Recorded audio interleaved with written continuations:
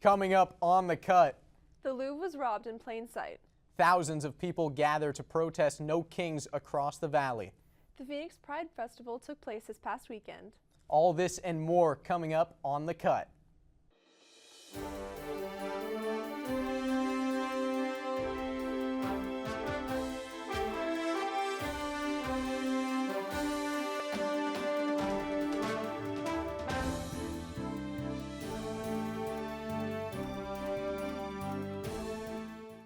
Hello and welcome to the Cut Network. I'm Sydney. And I'm Ryan.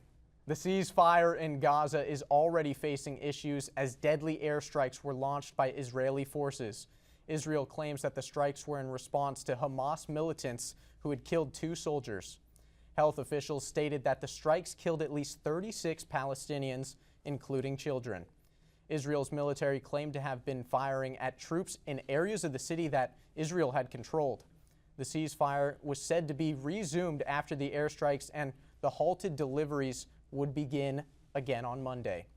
It has been just over a week since the ceasefire proposed by the U.S. has gone into effect, with intentions of putting an end to 2 years of war. With beliefs of rebels causing a disturbance on behalf of Hamas, President Donald Trump said, quote, "It's going to be handled toughly but properly." But he did not comment much on the Israeli strikes as he looks deeper into it. Vice President J.D. Vance might visit Israel to check on the climate, and the Egyptian official said close contact is being held to de-escalate the situation. Current efforts are focusing on disarming Hamas and Israeli withdrawal in Gaza in order to restore peace. While these are steps in the right direction, many people remain worried through the tense times. The world's most visited museum, the Louvre in Paris, France, was robbed this Sunday in broad daylight. About 30 minutes after opening, with visitors already inside, thieves rode up a basket lift up the exterior of the Louvre Palace. They broke through a window, smashed display cases, and escaped with priceless Napoleonic jewels in just 4 minutes, officials said. Alarms brought security to the room, forcing the thieves to run, but the jewels were long gone. Quote, "It's a major robbery," said Interior Minister Laurent Nunez. This burglary highlights the Louvre's struggle with overcrowding and understaffing. Unions say mass tourism leaves the staff thinly stretched, with too few eyes on too many rooms. Nunez claimed security measures at the Louvre have improved in recent years and will continue to be enforced with new technology as a part of their upcoming overhaul plan. However, critics say it's too late. Authorities say forensic teams are examining the crime scene while full inventory is taken. Officials describe the stolen jewels to be of, quote, "inestimable historic value, and full recovery may be difficult." Quote, "It's unlikely these jewels will ever be seen again," said Tobias Cormind, managing director of 77 Diamonds. He expects the thieves to break down and recut the stones, which would make them unrecognizable. Authorities have not confirmed how many people were involved in the heist, or whether they had inside help. They're currently reviewing CCTV footage, inspecting the lift used to scale the palace, and interviewing staff members who were on site. Arizona State University convened about federal funding with the Trump administration. Cut reporter Deanna Neapoke shares the details. Deanna? Thank you, Ryan. Arizona State University was among 3 universities invited to meet with Trump administration officials Friday, October 17, to discuss a new federal education proposal called the Compact for Academic Excellence in Higher Education, a proposal that could grant preferential federal funding to particular schools. The compact would offer universities preferential access to federal funding in exchange for following 10 specific terms, some that would require major policy changes at ASU. Those include freezing tuition rates for American students for 5 years, limiting international student enrollment to 15%, reinstating standardized testing requirements, and removing race and sex as factors in admission or employment decisions. An ASU spokesperson did not confirm whether the university attended the October 17th meeting, but said ASU, quote, "has long been a voice for change in higher education, and as the President Trump team seeks new and innovative approaches to serve the needs of the country, ASU has engaged in dialogue and offered ideas about how to do so." Finish of the quote. Arizona's Family reports. 9 universities were initially invited to join the compact, including the University of Arizona, MIT, Brown, and Vanderbilt. 7 of them have since rejected the offer. U of A President Suresh Gurumella declined participation, saying federal research funding, quote, "based on anything other than merit," quote, "would weaken American innovation." The Arizona Board of Regents supported the response, reaffirming its commitment to academic freedom, institutional independence, and merit-based research. ASU has not yet announced a decision regarding the proposed compact, but officials say conversations with the administrations are still ongoing. For the Cut Network, I'm Diana Nichipuruk. Thank you, Deanna. We will keep you updated on their decisions.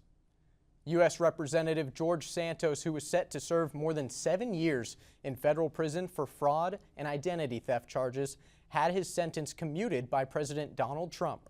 Santos pleaded guilty in April to deceiving donors and stealing the identities of 11 people to make donations to his campaign, which included the identities of his own family members.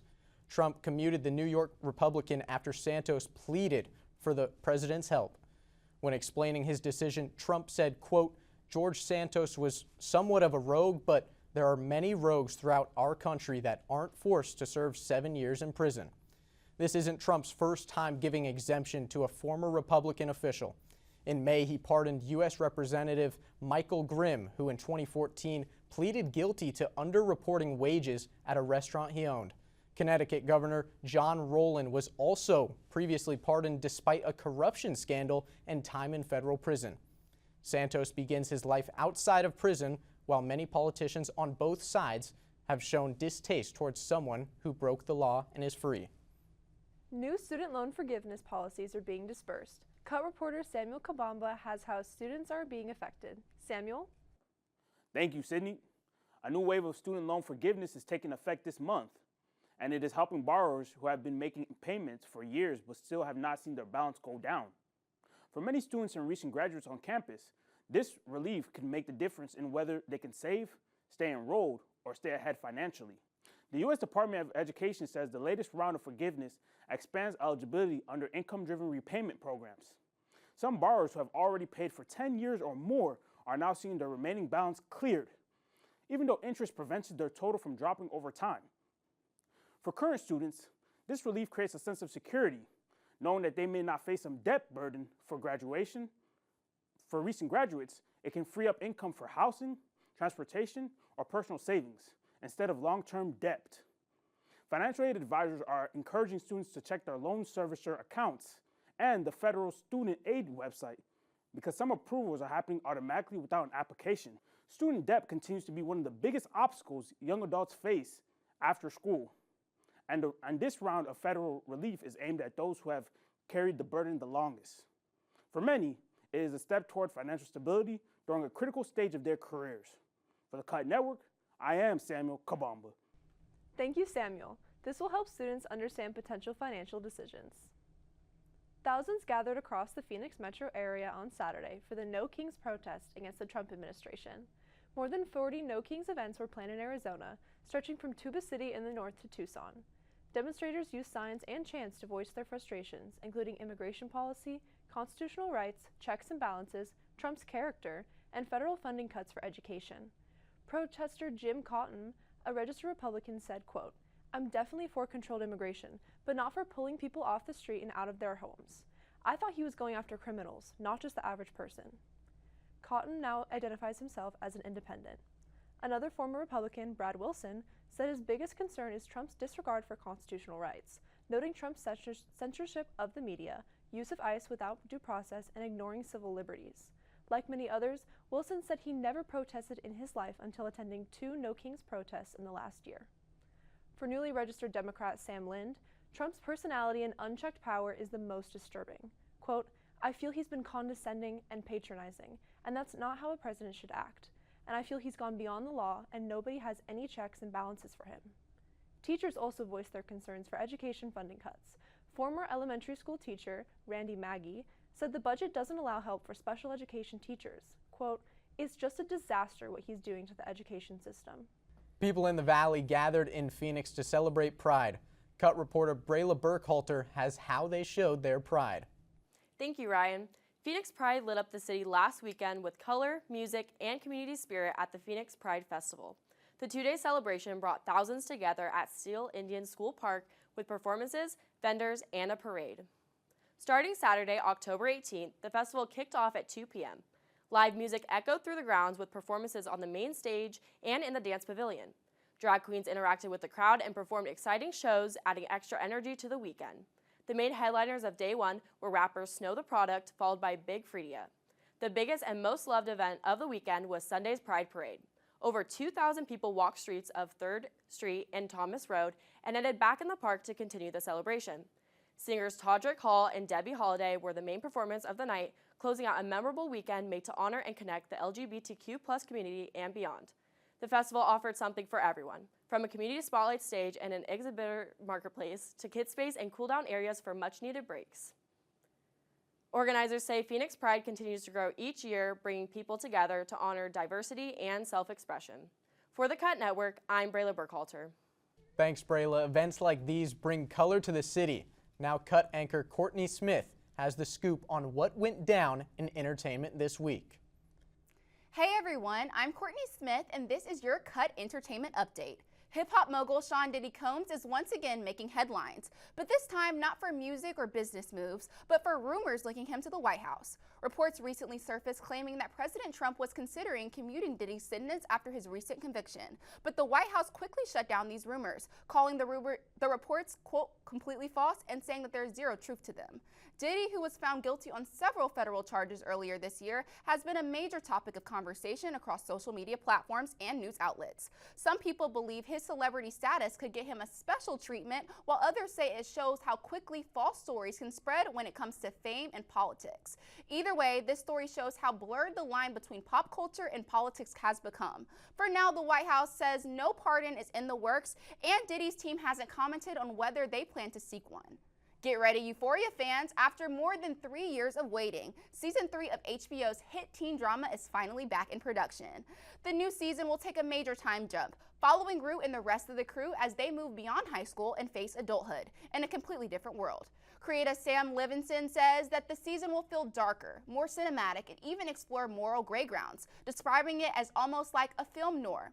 All of your favorites are returning: Zendaya, Sydney Sweeney, Hunter Schafer, and Jacob Elordi. But the show's also bringing in some new faces, including Trisha Paytas, Sharon Stone, and Rosalina. Sadly, this will also be the first season without Angus Cloud, who played Fez, a loss that fans believe will leave a major hole on the show's heart. HBO says the Season 3 is set to premiere in spring of 2026, after delays caused by Hollywood strikes and creative rewrites. So yes, we will still be waiting a bit, but it will pay off. The payoff could be huge, with new characters, a time jump, and Rue stepping into a darker chapter of her life. Season 3 might be Euphoria like we've never seen it before. I'm Courtney Smith, and that's your entertainment update. Stay tuned for more. Thanks, Courtney. What a crazy and exciting week for pop culture. On to Cut anchor Josh Melby with sports. Thanks, Ryan, and welcome to Sports on the Cut Network. I'm Josh Melby, and as we move later on into October, the 2025 World Series is now set. After barely outlasting the Mariners in Game 7 of the ALCS, the Toronto Blue Jays are set to take on the defending champions in the Los Angeles Dodgers. After a dominating 4-1 victory over the Yankees for the pennant last season, the Dodgers were the preseason favorites to win this year's World Series. Here we are 7 months later, and lo and behold, LA finds themselves in the Fall Classic with an ideal situation.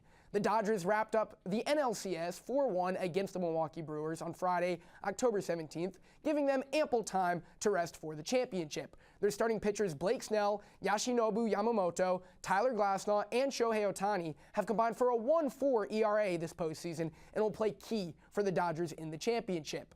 As for the Blue Jays, Vlad Guerrero Jr. has been Captain Canada. He is batting .462 this postseason with 9 extra base hits, 6 home runs among them, and only 3 strikeouts to show for all that.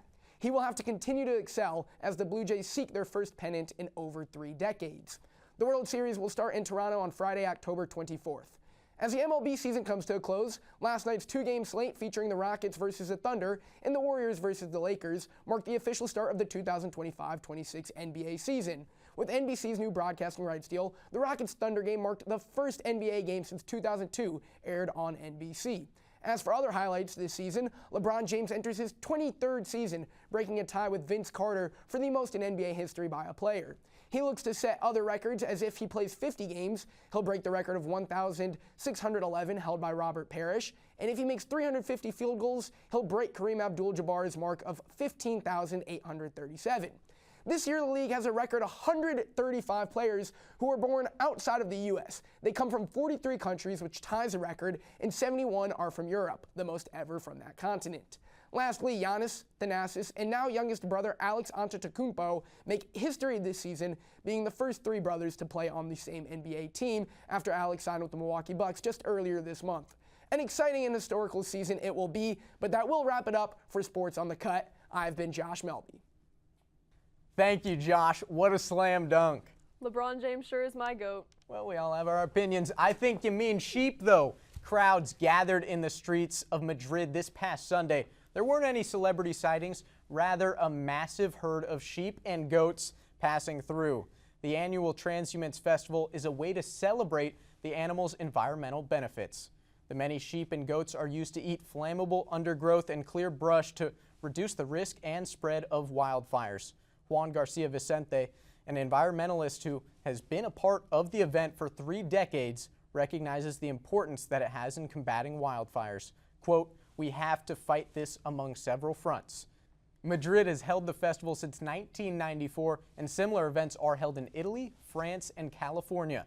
This year's event included around 1,100 sheep and 200 goats, which all overran the streets. Sydney, is this an event that's up your alley, watching all these sheep and goats run by? I've never seen anything like this. What about you? No, I usually don't watch 1,000 sheep run down my street. Maybe that's just where I'm from. If you could watch 1,000 of any animal run down the street, what would it be? I think I'd have to go with mini golden doodles, like my dog.